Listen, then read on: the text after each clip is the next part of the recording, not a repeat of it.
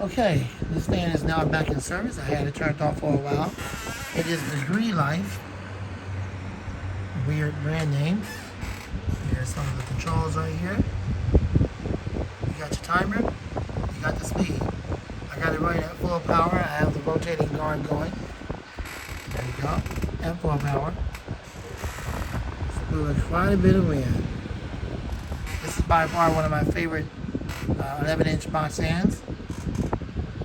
So it's the biggest one out of the smaller ones in the collection.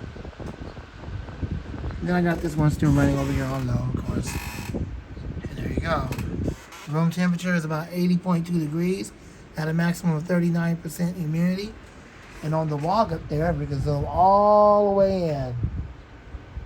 It's 78.8 degrees at a maximum of 40% humidity.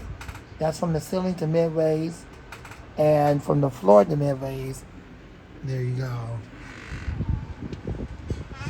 Alright, well, there you go.